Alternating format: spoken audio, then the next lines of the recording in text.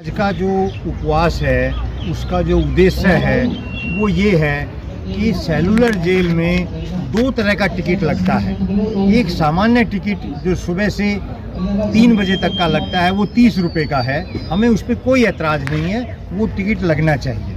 लेकिन 3 बजे के बाद एक लाइट एंड साउंड शो जैसे लगता है पता नहीं क्या चीज़ है, लेकिन वो सिर्फ एक टेप रिकॉर्ड बजाया जाता है, एक टेप रिकॉर्ड का बटन चालू कर दिया जाता है उसमें, और एक 4 लाइटें हैं वो लाल पीली हरी जलती रहती हैं। उसमें 300 रुपये लगते हैं जो आधा घंटे का सिर्फ टेप रिकॉर्ड सुनाया जाता है जी। ये बिल्कुल सही नहीं है, ये उन व्यक्तियों को अपमान है, उन स्वतंत्रता सेनानियों का, कुर्बानियों का जिन्होंने बलिदान दिया उनका अपमान है कि उनकी गाथा सुनाने के लिए हमें 300 रुपये देने पड़ रहे हैं जी। और ये आज़ादी के 75 वर्ष के बाद हो रहा है जी। अभी मेरी धर्मपत्नी बता रही थी कि जिस तरह से हम हज करने के लिए भेजते हैं, दूसरे मंदिर में जाने के लिए भेजते हैं, तो वहाँ जाने के लिए तो सरकार को व्यवस्था करनी चाहिए।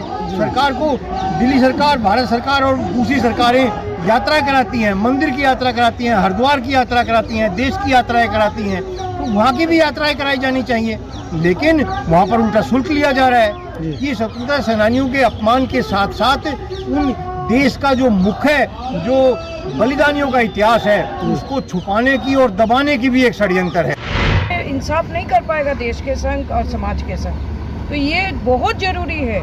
समाज को अच्छा करने के लिए सरकार को इमीडिएट 300 रुपया का जो है वो फीस को विड्रॉ कर देना चाहिए, और इसको उल्टा प्रमोट करके, फ्री में प्रमोट करके स्कूल सिलेबस में कंपलसरी फील्ड स्टडी के अंदर में ला देना चाहिए। एक तरफ सरकार कहती है कि बच्चे को जो है हमारे स्वतंत्रता सेनानियों के बारे में पता होना चाहिए, और एक तरफ ऐसी टिकटें लगाई जाती हैं जो कि एक आम व्यक्ति जो है इन चीज़ों को अफोर्ड नहीं कर सकता। एकदम बिल्कुल आप सही कहा है, और इसीलिए ये प्रोटेस्ट हरपल सिंह जी ने ऑर्गेनाइज किया। सारा स्वतंत्रता सेनानी परिवार जो उत्तर प्रदेश से, दिल्ली से, पंजाब से, हरियाणा से, सब हम लोग जो मौजूद हुआ है, इसीलिए हुआ है क्योंकि देखिए आंदोलन आपने जिस प्रकार से कहा कि होगा, तो वो दिल्ली लेवल पे ही होगा या पूरे राष्ट्रीय लेवल पर? राष्ट्रीय लेवल, अंतर्राष्ट्रीय लेवल पे, क्योंकि अखंड भारत जो है, हम जब देश को आज़ादी मिला था तब अखंड भारत को मिला था,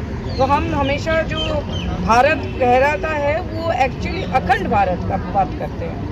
तो अंडमान निकोबार केंद्र शासित प्रदेश है, पूर्ण रूप से भारत सरकार के तहत है। जो शुल्क लगाने की बात है वो शुल्क, हम 30 रुपये के शुल्क पर कोई आपत्ति नहीं है। अभी यहाँ पे जो व्यक्ति कह रहे थे लाल किले के ऊपर कितने रुपए का शुल्क है, 30 रुपये का, और जो अभी नया संग्रहालय बना है, जो सुभाष जी का संग्रहालय बना है, उस पर भी शायद 50 रुपये का या 40 रुपये का शुल्क है। शुल्क के खिलाफ हम बिल्कुल भी नहीं है, लेकिन ज़्यादा शुल्क के खिलाफ हैं। ज़्यादा शुल्क का मतलब ये है कि आप इतना शुल्क लगा दो कि उससे व्यक्ति दूर हो जाए, उसको देख ही ना पाए। वहाँ पर जो संग्रहालय बनाया गया है, जेल को क्यों बनाया गया है कि हमारे व्यक्ति, हमारे जो देश के नागरिक हैं, उस इतिहास को जाने समझें।